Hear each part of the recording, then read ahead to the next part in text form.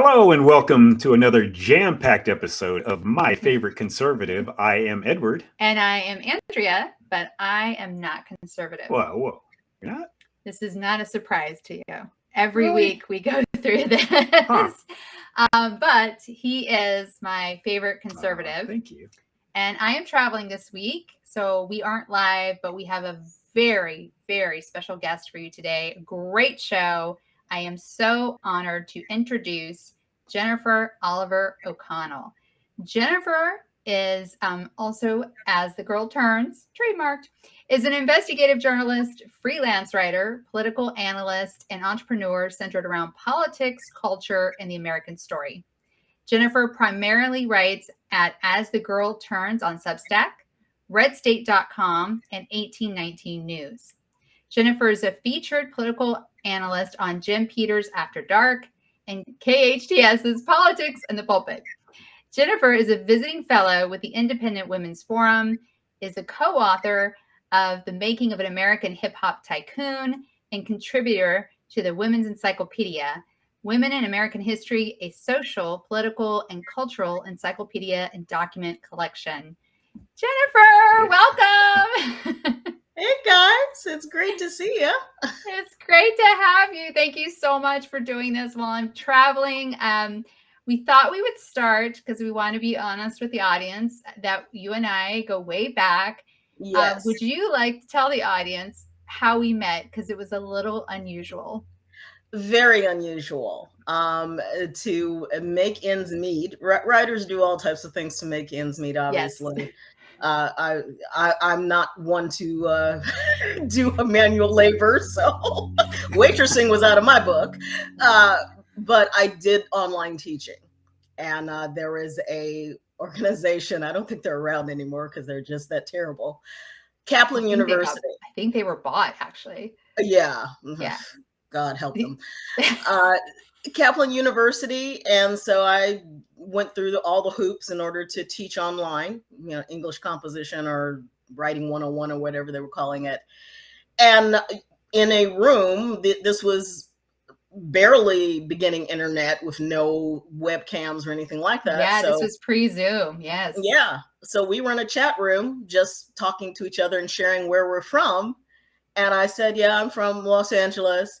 And Andrea was just like, no way, we're in Los Angeles. Yeah, this is an orientation for new adjunct professors. Exactly. Yeah. So we discovered that we literally lived 5 miles from each other. Which never happens in LA. Never happens in Los Angeles or California. Never. We lived down the street from each other. I think at that time it was like 2 or 3 miles. It was so close. Yeah, it was very close. You were just on the edge of Burbank and I was on the edge of North Hollywood, and yes. that was very bad. And that was 2008. It was. Wow. And we had lots in common. One was tragic death, as I'm sure you know. Andrea lost her child, her sister, to cancer. I had just lost my sister to cancer, older sister, but sister to cancer. And so, we bonded over that. We bonded over our dogs. I had Panda, she had her Winston. And so we just became, and then her husband, she likes conservatives. Her ex is a conservative. She's not a conservative, but she likes conservatives. Like we're going to reel her in one of these days, Edward. Yes.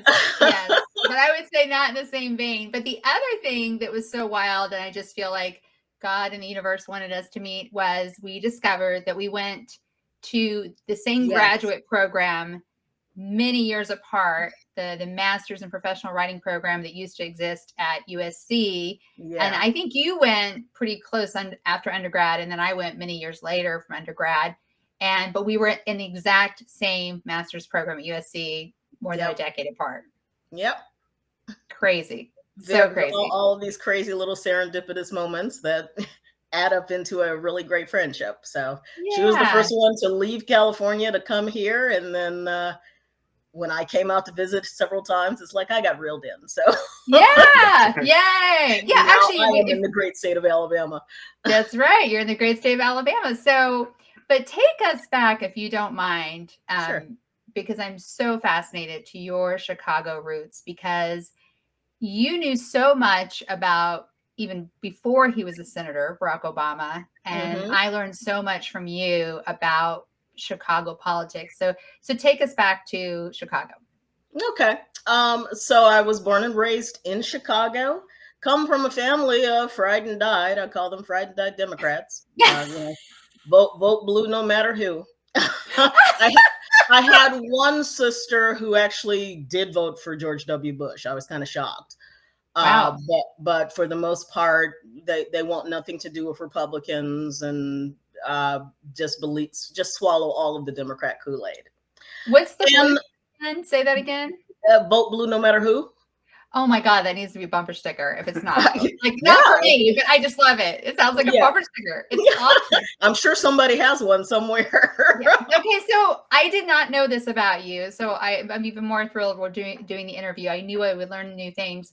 I had no idea. So how did you, living in Chicago, coming from a family of Democrats, like what the heck happened? I've been a political junkie since I was 7 years old. Got sucked in by Watergate. Really? Idiot child that I was. I actually watched the hearings. Okay, that's fascinating. I had no idea. I did. Go figure. No surprise that I'm writing on politics today. So was fascinated by all of that. History was always my favorite subject in school.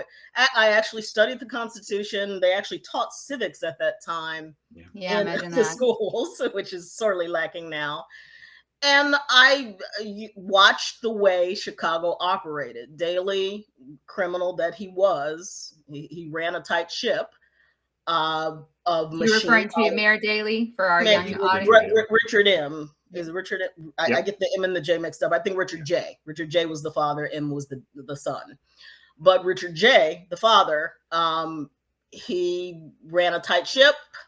But it was basically really how the Democrat Party is run now. The black wards, they had a ward boss who got all types of perks.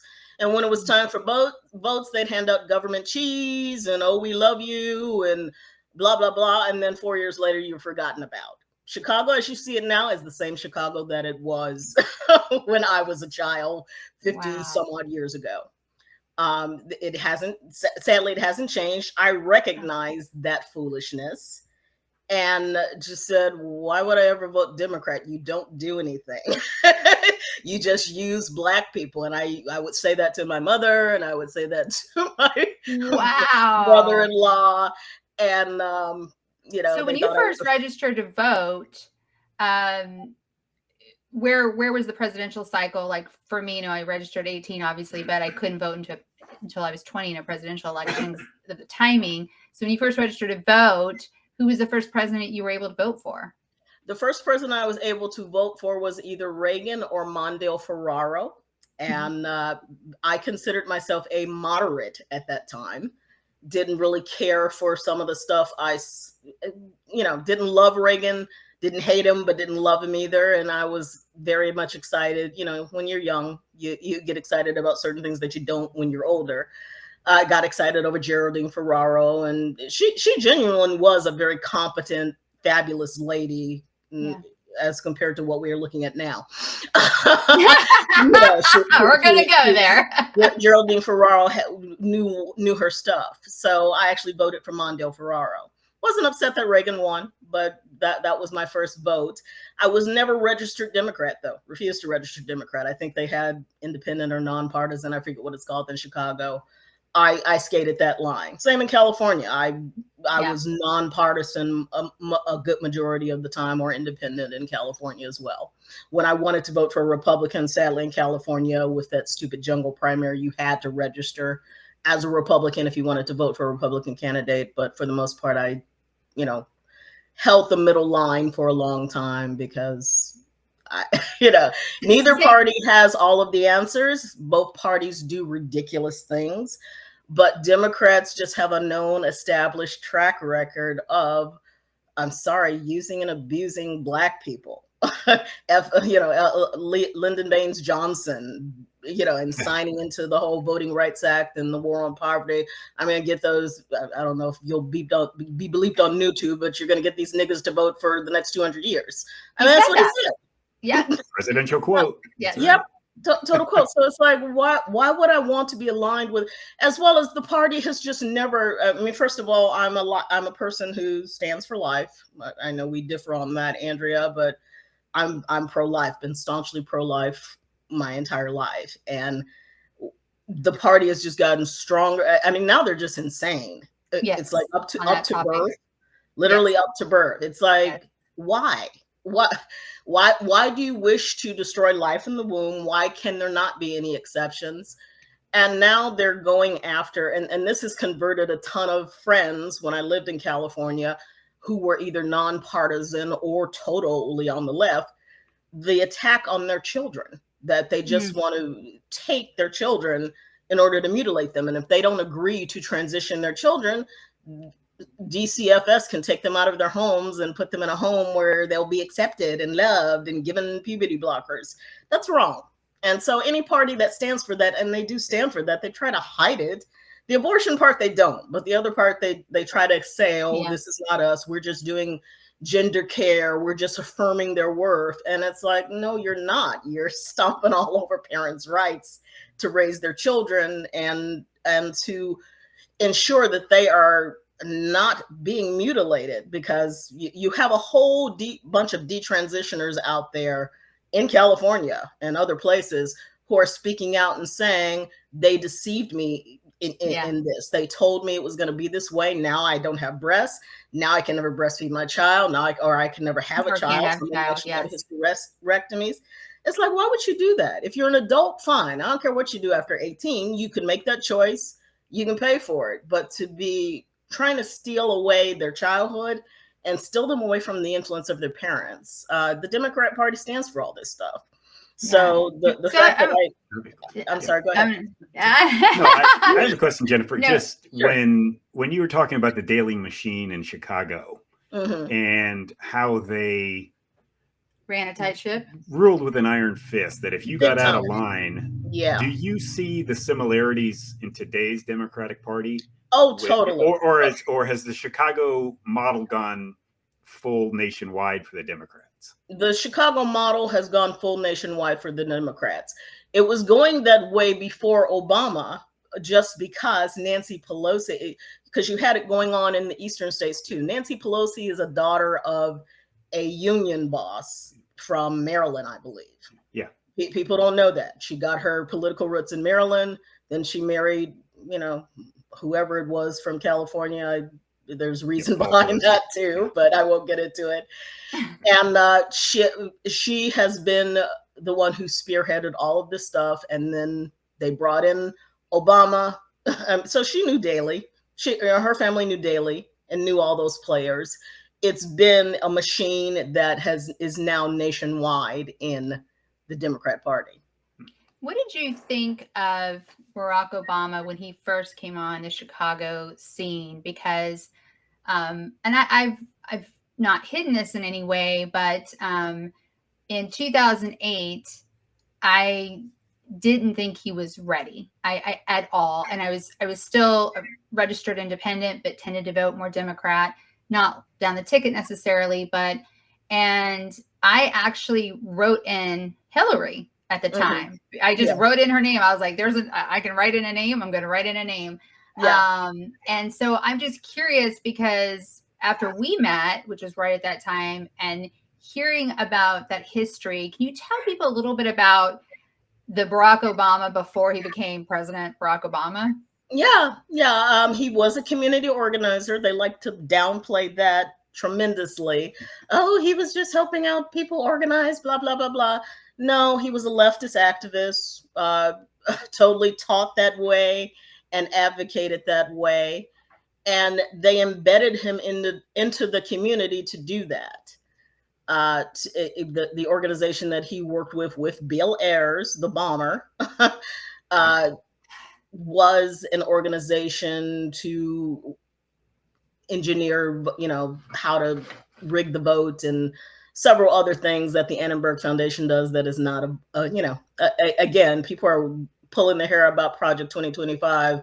The Annenberg Foundation has the same type of policy crap for Democrats, and nobody is blinking twice about that. It's like every policy arm has these things going on. But that is who Barack Obama was. And basically they cleaned him up, polished him up. He got married to Michelle, and they decided to start running him for moving him up the ranks of office. Yes, I tell people all the time, watch out, who's running for city council, who's running for school board. Watch that, because that is how they start moving people up the ladder. That's how they did it with Kamala Harris. So he ended up being a congressional person, so a local congressperson. Here's what happened. He literally, the congressperson was very well loved in her community, and she was going to run again. She wasn't interested in stepping down. Mm-hmm. They basically found dirt on her. Not only did he get her to step down, he wiped everybody else off of the ballot. The party decided we're going to get rid of everybody on the ballot. This is a pattern, definitely. Yeah, he ran uncontested. Well, he did that in the Senate run too, right?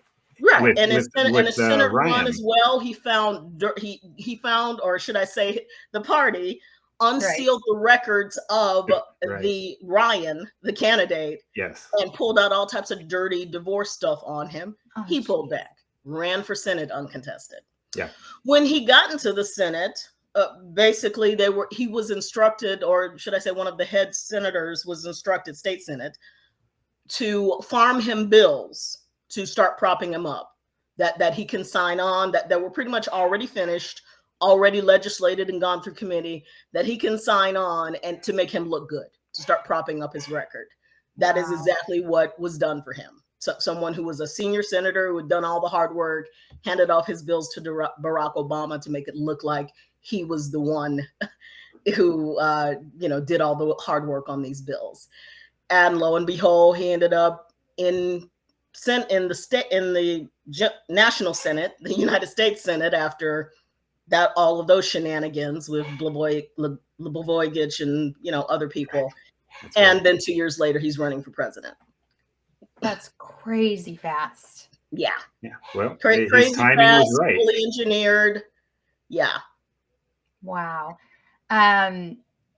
Okay, let's jump to today. And it's so interesting the way you just outlined that, because that's kind of what our show was about today, the one that went live today, and it will drop tomorrow on the podcast, is we talked about how the Democratic Party is anything but democratic. So how do you feel about Kamala replacing Biden on the ballot? I'm not surprised. I think it happened sooner than they wanted it to. I believe that here are two things, and we've talked about this before, that I think were the scenarios. The first scenario was, had he not totally nosedived on the debate, right? They would have tried to trot him through and then move him into the presidency again, and then they invoke the 25th and he'd be gone. And then Kamala would be there, and then she could run in 2028. I think that was one of the plans. And then she wouldn't have to work very hard. Exactly. Well, what else is new? Of course she wouldn't have to work. Yeah. The other issue was, or should I say the other scenario, is that she really wasn't their first choice. They didn't think she was competent, frankly, and she's not. They didn't think she'd be able to handle a national race. Obama may be a total fraud and a manufactured candidate, but he knew how to campaign, and he had charisma, and he knew how to articulate a message. It was a pablum message, but he articulated it well. We see what we're getting with Harris: the word salads, the deer in the headlights. I don't know what I'm talking about. The potentially drunk segues. Yes. This is what you have. It's very hard to rein that in and figure out. You have to either be skilled at it or you're not, and she's not. So they were very much concerned about that. Had she not pulled in the money with the delegates, I don't know who helped to prop her up.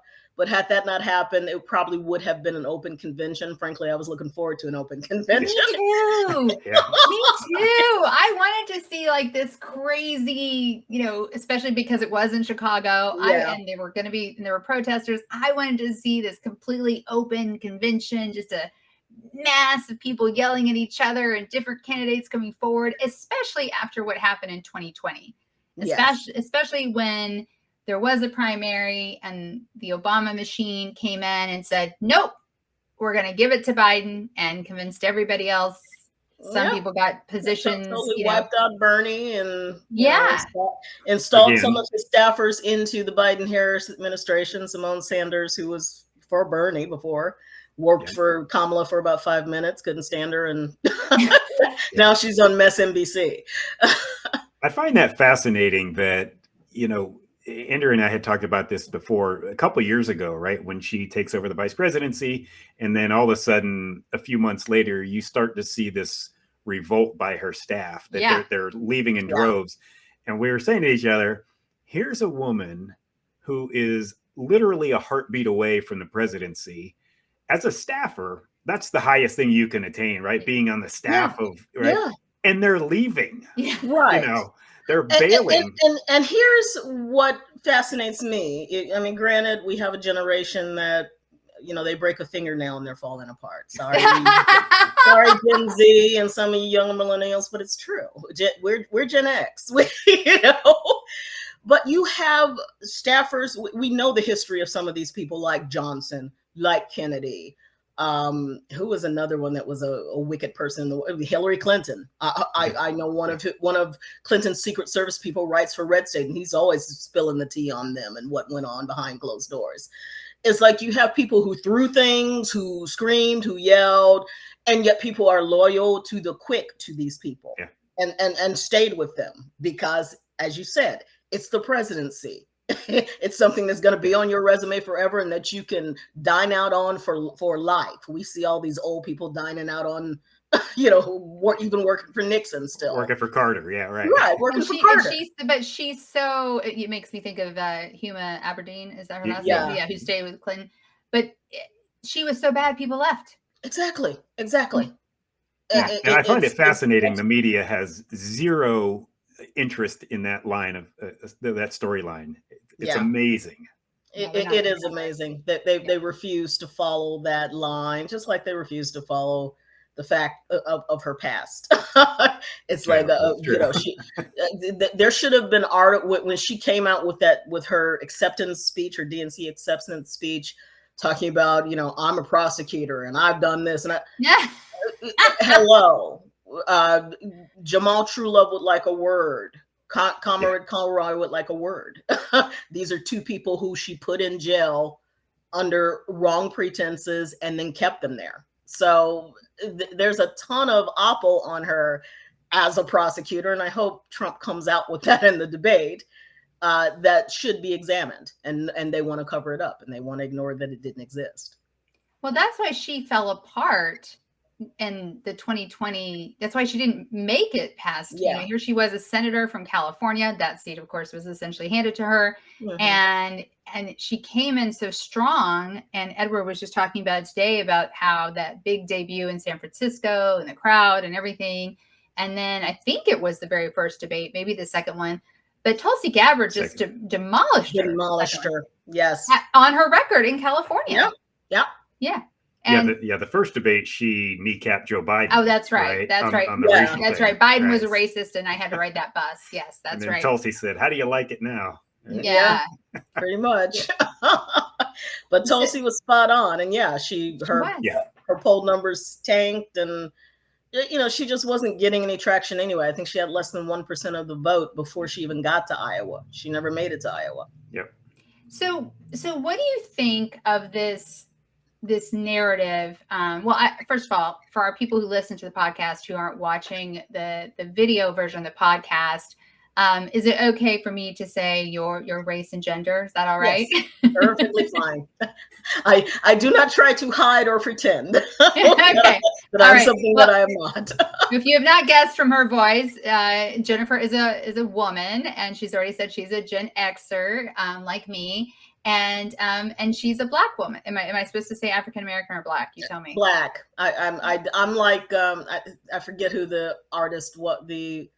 There's several actually Black actors who will not use African American because I'm not from Africa. My family, there's a descendancy somewhere from Africa, but good Lord, my family's been in America forever. I'm also 1/16 Native American as opposed to Elizabeth Warren, who's not. So, you know.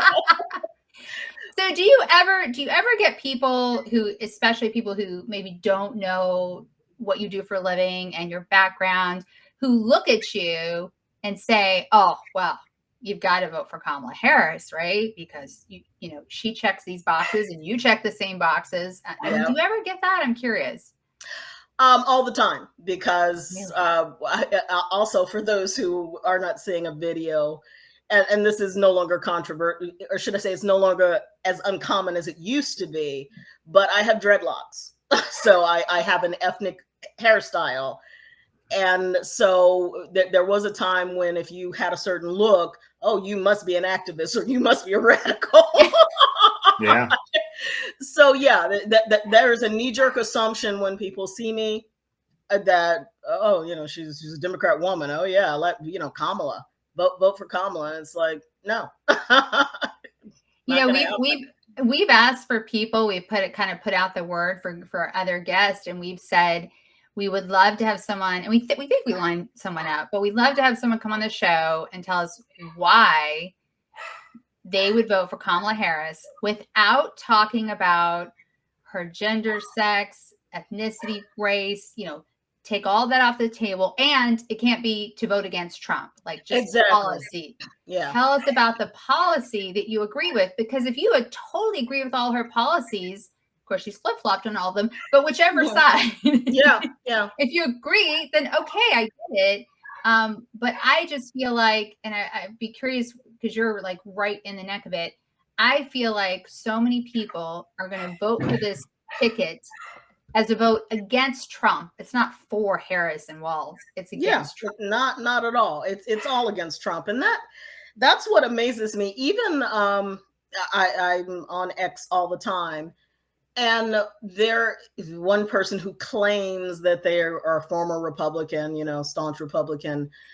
And the only thing they brought up, and this is why I'm voting for Kamala Harris, these are the policies I stand for, that she doesn't claim that she stole an election. It's still all about Trump. There is nothing about this is what she stands for and I can stand with her. It's all about Trump. It's like, what are you using your critical thinking cap? What you're going to have to live with are her policies, what she has done or is doing, not whether she's not Trump or what. You know, who cares about the color of her skin? I really don't care if she's purple. What are her policies? Exactly. Let me ask you about the polls. Yeah. First question though, in 2016. A lot of people would not admit they were going to vote for Trump in the polls, and the polls were way off, right? Hugely for Trump. Do you think this time around now in 2024 that they're going to be a little more spot on? Are people going to admit that they will vote for Trump, or do you think there's still a whole group of people that won't tell the pollsters? I think there's a whole group of people who are not talking to pollsters and will not tell the pollsters just because they watch, they're aware of what happens and what goes on with people who speak their. I mean, it's just for self-preservation more than it is for one candidate or the other. They're just they want to get out of it, and they don't want to be condemned for it. But in terms of particularly among Blacks, they're recognizing that Black men are like, no, dog. She jailed too many of us over marijuana charges and didn't apologize for it. No, we're not going to. And then made shoplifting legal. Exactly. So we are not going to vote for that.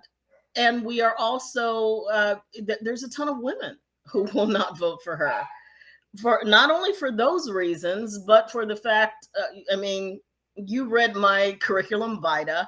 I don't go around bragging about my curriculum vitae, but I am proud of what I have accomplished, and that I did it the right way, and that I refused some things that I could have taken advantage of, being a woman and being Black, that I didn't. And to are you saying Kamala did that?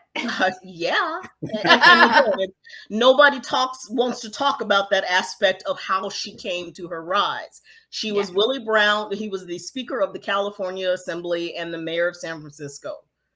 He introduced her into the annals of politics. I call it the San Francisco cabal.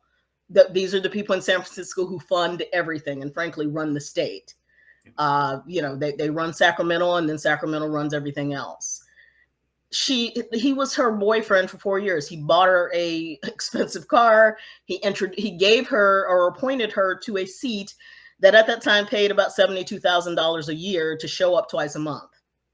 So please do not tell me that as a Black woman, on that alone, please do not tell me that this woman's accomplishments matches mine, and yet she's being propped up as the savior of the world. No. I resent that, frankly. Yeah, I find it interesting when people say, well, she won the attorney general's race. Well, in California. Barely. But yes, but here Willie Brown says to his people, she's going to be elected, and put everything you can behind her. I mean, it's a one-party state, so it's shocking that she barely won the race, right? Well, Steve Cooley, who was running against her, he was a Los Angeles district attorney, Los Angeles County district attorney at one time. Scott Hounsel, who works with me at Red State, actually was on his campaign, and he saw the shenanigans going on. Legitimately, she should have never won that race either, but this is California. Wow. It's what I have seen from, I'll say, more liberal writers in defense of how her political career started. And I actually saw this in writing. Well, yeah, technically she was the mistress of Willie Brown, but he was already separated. So it's like, but you just said it. Like, you just put it in writing. Yeah. And it would be different if it was fine. She had an affair at the beginning, and she kicked ass and did some things and accomplished some things. And I wrote an entire piece about this on Red State. I'll send it to you in case you want to link it. Oh, good. We can put the show notes. She has had over 25, 30 years to learn how to talk, to learn how to argue policy, to learn how to be able to stand 10 toes down on something.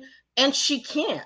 What the hell were you doing all that time if you're so accomplished and skilled? And, seriously, why don't you have anything to show for it?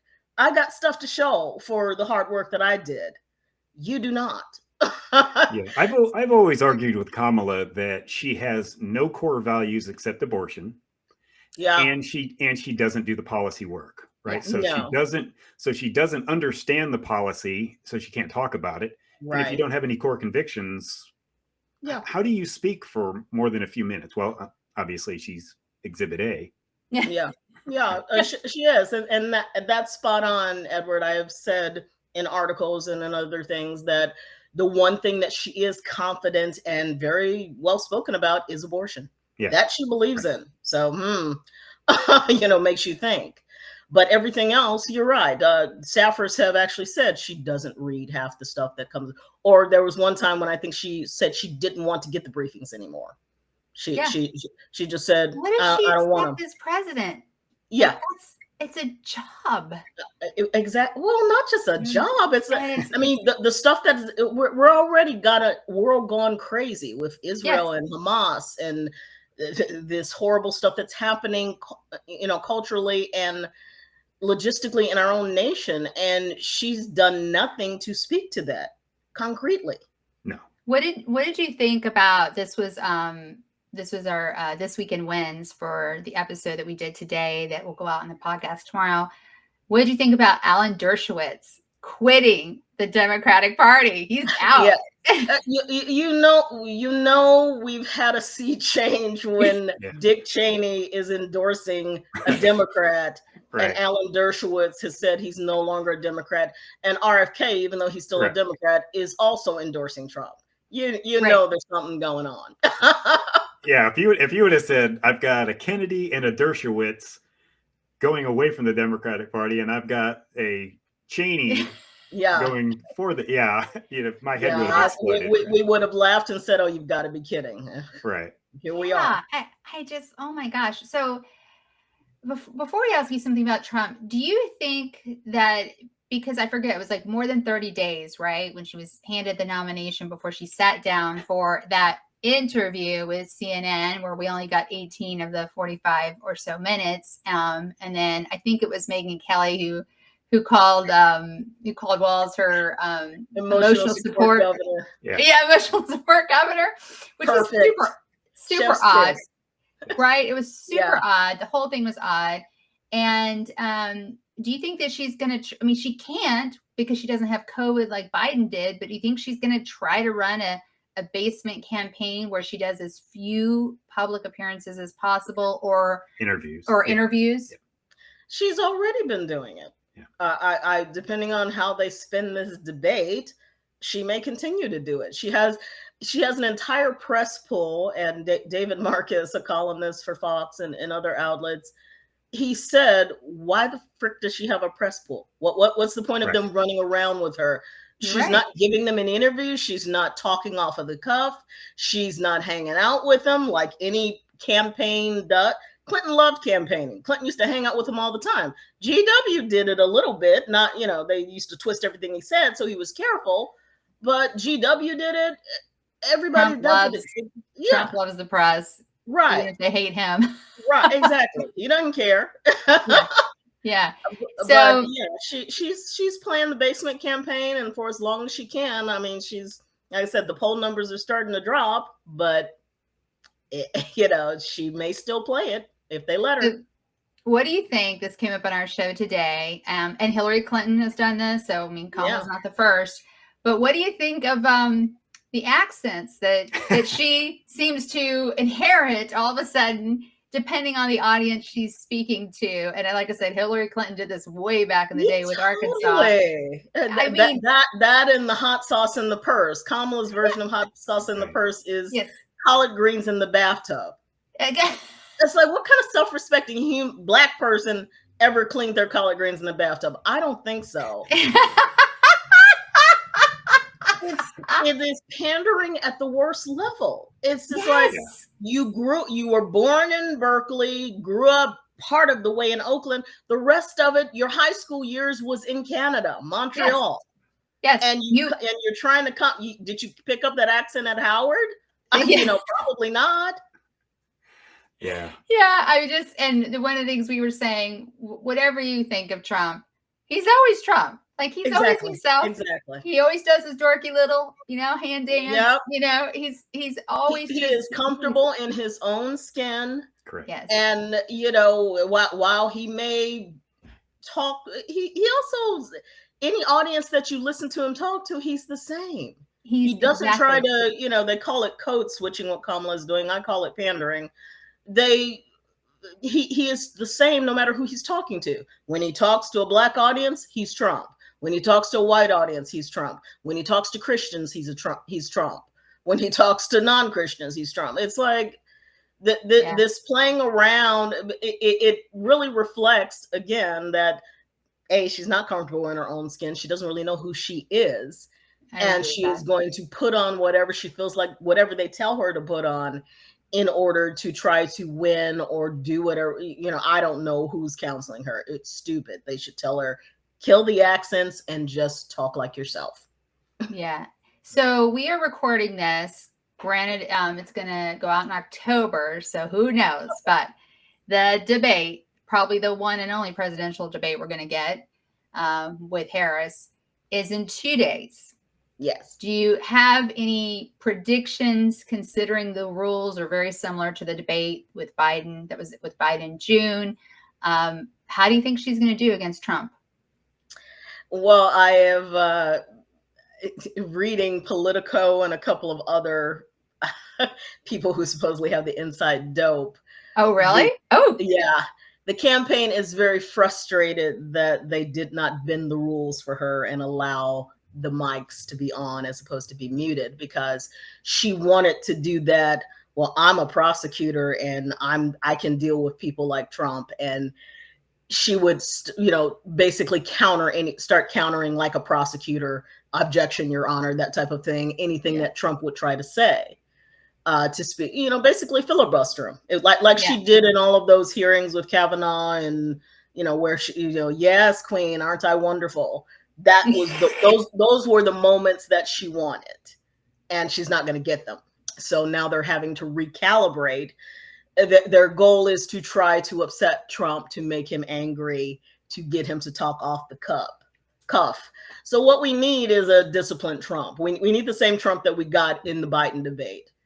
Be quiet. I mean, the mics are going to be muted anyway, but let her just keep talking.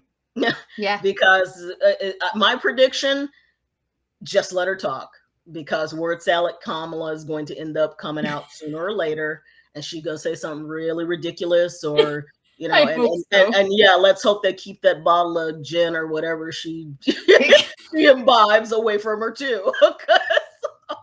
I will tell you what I liked in that first debate was, you had 2 minutes to answer, and Joe Biden, he took like a minute and a half and then stopped. And the moderator said, "You still have 30 seconds, sir. Would you like to finish?" And then it's like, oh crap, I got to think of something. Now with her, I hope they continue to do that, not let her off the hook and go back over to Trump.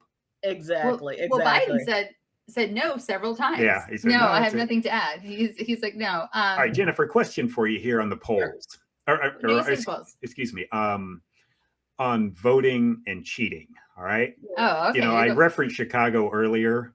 Yeah. And Chicago is the birthplace of political cheating. Mm-hmm. And they have nationalized that now in the Democratic Party. Is that a huge concern for you? Are you seeing enough safeguards being put in place? I think Republicans are trying. Sadly, they're 20 years behind. They should have started doing this stuff way ahead of time.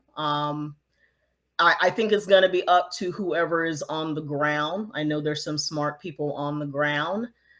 Me personally, I am actually going to be on the ground, not during the November, but in October, in another state, doing some stuff in that regard to shore things up, to see that the vote is counted honestly and with integrity.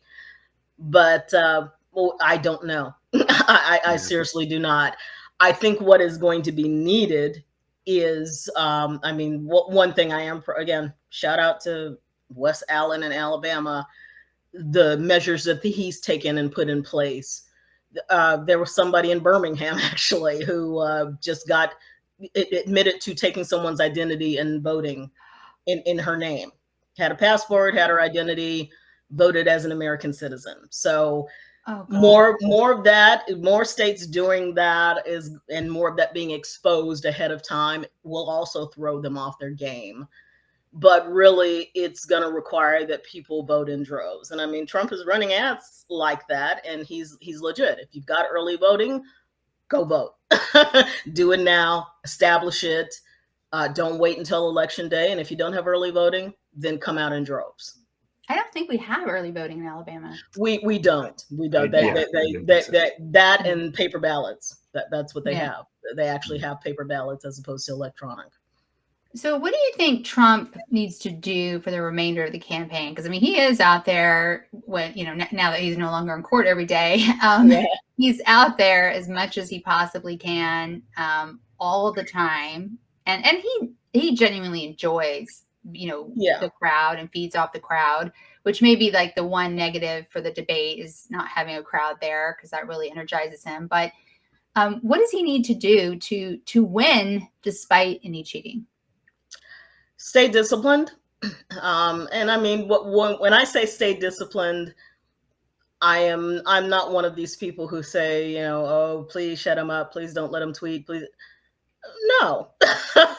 Stay disciplined in terms of hammering the messages that he has. Why the economy was good under his 4 years, why people didn't have problems with jobs, why our borders were closed.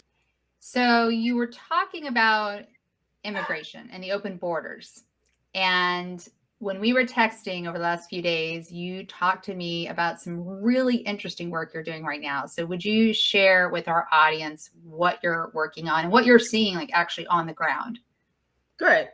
I work for 1819 News as well as Red State. 1819 is, for those who don't know, it's the year that Alabama was incorporated into the Union. So it's oh my God, I didn't know that.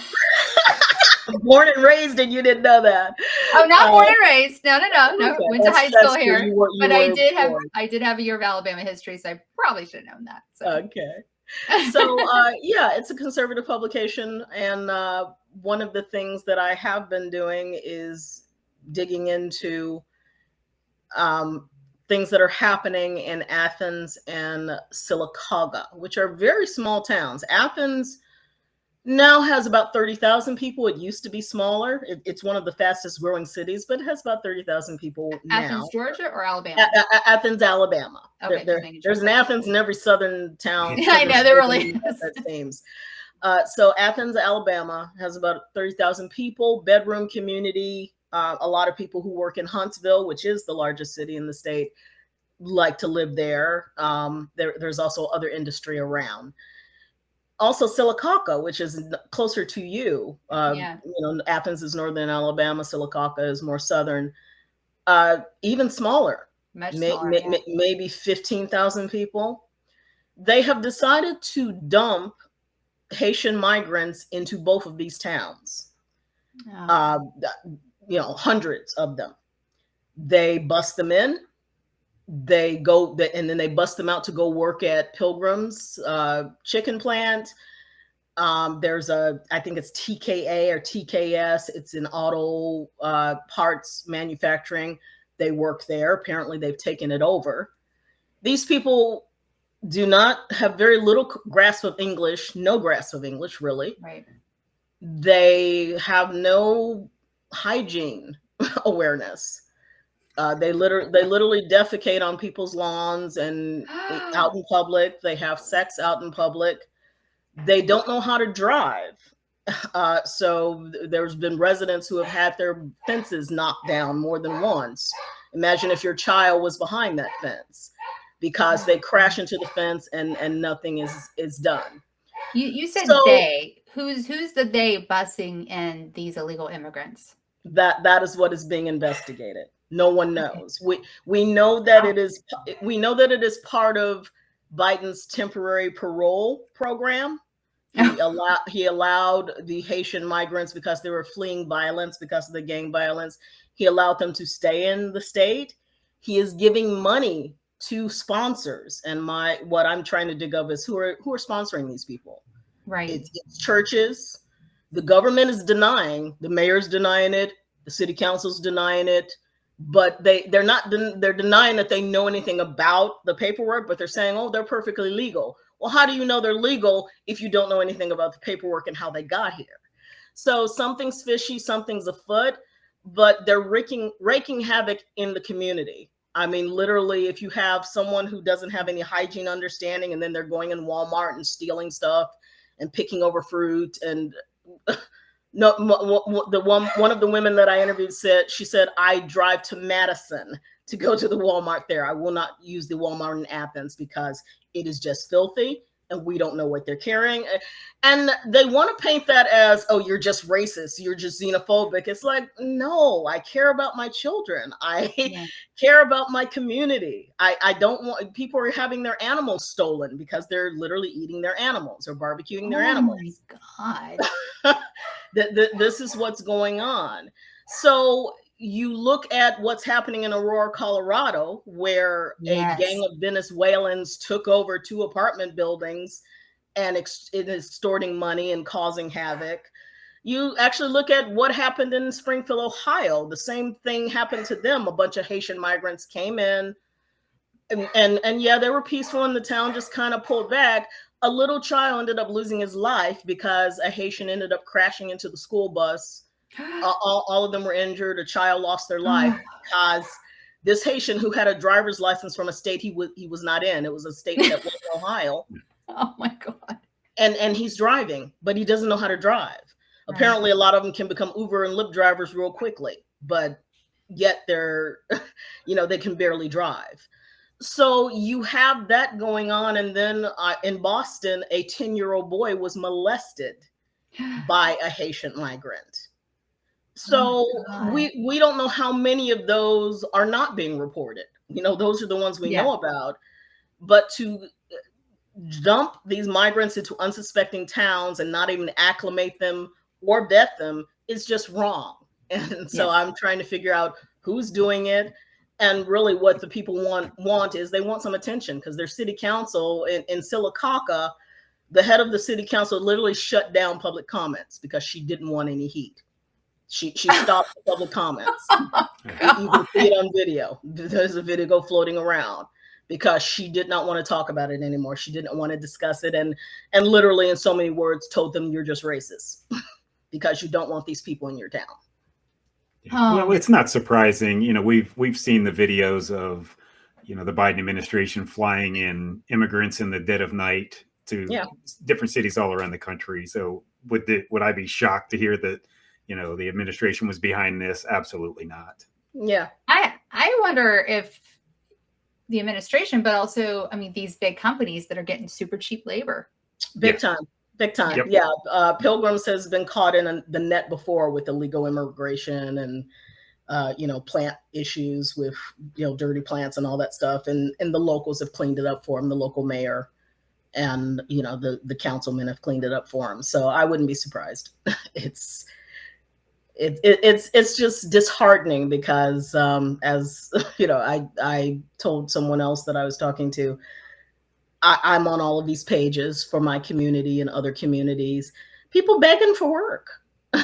And suddenly these people have jobs automatically. And they're able to wire transfer money to Port-au-Prince. There was someone who set up a Caribbean store for that very purpose. We think it could be money laundering. We'll see. But for them to be able to go in and wire transfer money to Port-au-Prince. Some of them don't even have addresses that are owned by people in the state. I've traced a couple of the addresses to Virginia. Someone in Virginia owns it or has their name on it. One of the city council members is housing a couple of these people, maybe more. So far, I found one. So it's a lot of shenanigans going on, sadly. And if nothing else, I'd like to see it exposed before the election, because people will vote accordingly. They can't keep saying, but right now Biden is saying, border crossings are down. And, Kamala's probably going to sell that lie as well. Who cares if they're down? They're in here and they're wrecking havoc already. Right. And that's what needs to be known. We're still suffering the result of your poor management, because Laken Riley is dead. Jocelyn Nungare is dead. A poor little girl in Indiana was stabbed by an illegal immigrant and will be traumatized for life. And little boys will be traumatized for life because they've never seen anything like that. It's like, this is the damage you're doing to our nation. Yeah. And what I think is so fascinating, before we wrap this up, is that if you speak to any legal immigrants, whether they came here as children or they're first generation American, they're all for immigration legally. Yeah. Legally. And I'm not against immigration, but I think one of the things that perhaps made me different than a typical Democrat, even in my 20s, was I never understood why we didn't put our Americans first. Yeah. When I first moved to LA, so much of it was absolute trash that has been really cleaned up and gentrified, or as I like to call it, Disneyfied. But, I remember the first time I went to the Hollywood, Walk of Fame, which sounds so glamorous. No, back then it was scary. Yeah. And I was like, why aren't we doing something for the people who live here, who are citizens of this country? I never, ever understood that. Taxes and who work hard. Yeah. And who just like some beauty in their community and just like to know that their children can run around safely. They can't even be on a school bus safely. One last sad anecdote: in San Diego, there were illegal immigrants who tried to board school buses with children, tried to board them just because they wanted to get a ride across the, somewhere. Oh, I see. Okay. But yeah, tried to board an elementary school bus, tried to stop a high school bus while it was on the freeway. This is people want to know their children are safe. Yeah. And the safety factor has gone out the window because you don't know who you're encountering. They're dumping these people into your neighborhoods, into your communities without vetting, without care, and just waiting for something to explode. Yeah. And well, to me, the left's favorite response is that illegal immigrants supposedly commit crimes at a lesser rate than Americans. Now, my answer to that is, okay, we have enough crime on our own. We don't really. Why import it? Yeah, maybe it's less than ours, but we're already full, right? Yeah. I'm sorry, Earth is closed today. Yeah, thank you. Jennifer, thank you so much for coming on our show. So this is, like I said, going out in October. So who knows where things are going to stand. Yeah. But if people live in a state like Alabama, where we actually have to vote on the day of voting, or even if they're in a state that allows for early voting, but they haven't voted yet, what would you like to say to those people, especially those people that might be on the fence and undecided? I don't tell anybody you should vote for, I'm not into advocating for candidates. Yeah, I'm going to vote one way. If you ask me, I may tell you, I may not. It depends on the day. but do your research, seriously, and turn off CNN, MSNBC, Fox, turn all of them off, do some research. Start reading both sides, whatever. Yeah. Actually, read local stuff. There's a lot of online local publications, and they often tell the truth about what's going on in their town, what the legit thing that is going on. But do your research. Do your research on Donald Trump. I remember from the RNC, Amber Rose, I don't know what she is, OnlyFans star, but she's also a singer and she does other stuff. She basically said, I did my research and I realized that what they were saying about him was not true. So I'm not telling you believe everything I say about Kamala Harris. Go do some research. They tried to bury a lot of it, but it's still out there. Even in publications you may not like, start following the links. I know in my Red Set articles, I link everything I can to give you background on what I'm talking about. I just don't blow it off out of my rear end. I give you the background of where I came from this stuff. So there is documentation from LA Times archives, San Francisco Chronicle archives, all types of information about this woman and what she has done. Actually, there's videos. If you do nothing else, go find Jamal Truelove, find his video on YouTube and see what he says about what Kamala Harris did to him. Well, maybe we can link to that in the show notes. Yeah, as well. Go find him. There's a Cherie Peoples is also another woman, a mother whose daughter had sickle cell, and under Kamala Harris's truancy crackdown, she was put in jail because of her daughter's absences. Go hear what she has to say. And that's a good start. But go research and find out exactly where both of them stand. And I'm all about the Reagan mantra, what he said in his the debate between Mondale. Are you better off than you were 4 years ago? Or the first debate actually with Carter. Are you better off than you were 4 years ago? I know I'm not. But how about you? Are you better off than you were 4 years ago? Are your gas prices lower? Do you feel safer? How is your economic prospects. Are you making more money? Has your savings gone down? Look at that. I'm frankly about people voting for their interest and not for vibes or feels or because somebody said something mean. That annoys me to death. It's like, so you're saying people don't think.